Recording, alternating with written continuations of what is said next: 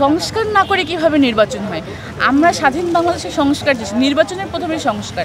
আমরা যদি এক ফ্যাসিস্ট দূর করে অন্য আরেক ফ্যাসিস্টকে সুযোগ করে দিই, সেই বাংলাদেশ তো আমরা চাইনি। আমাদের 1400 মানুষ সেখানে জীবন দেয়নি, লক্ষ লক্ষ মানুষ সেখানে হতাহত হয়েছে শুধু একটা স্বাধীন বাংলাদেশের লক্ষ্যে।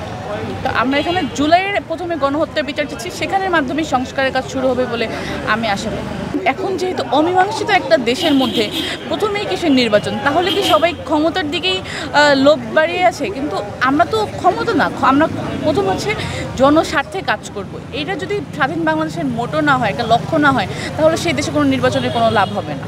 আমি যেহেতু 2019-এর ডাকসু নির্বাচন দেখেছি, সেই তুলনায় আমার মনে হয় এই ডাকসু নির্বাচনে মাছ বেটার অবস্থা, সবাই উৎসাহী হয়ে প্রার্থিতা জমা দিচ্ছে, প্রতিদ্বন্দ্বিতা করতে চাচ্ছে, একটা উৎসবমুখর পরিবেশ হচ্ছে। সেই অনুযায়ী ডাকসু নির্বাচনের প্রতি প্রত্যাশা অনেক বেশি। কিন্তু সমস্যা হচ্ছে যে একই সাথে অনেক নোংরা রাজনীতিও হচ্ছে। যেমন হচ্ছে যে বিভিন্নভাবে চরিত্র হননের চেষ্টা করা হচ্ছে, অনেককে বিভিন্নভাবে কলুষিত করার চেষ্টা করা হচ্ছে। যদি সত্যিকারেরই কারো দোষ থাকে, দোষ উদ্ঘাটন করা হোক, সমালোচনা করা হোক, বাট সেই সমালোচনার ভাষা যাতে ভদ্রলোকের ভাষা হয়, সেটাই হচ্ছে আমার প্রত্যাশা।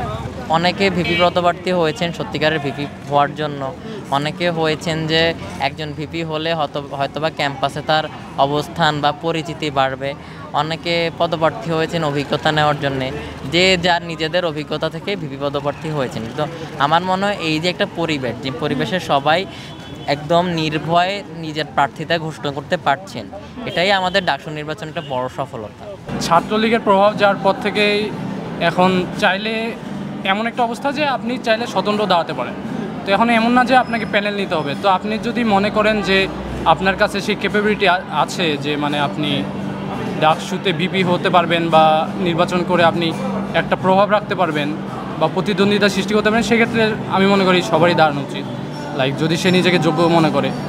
তো এইভাবে এখন মানে রাজনৈতিক প্রভাবটা কেটে গিয়ে যদি ছাত্রদের অ্যাকচুয়াল একটা প্রতিনিধি থাকে, তাহলে আমি মনে করি এটা বেটার হবে।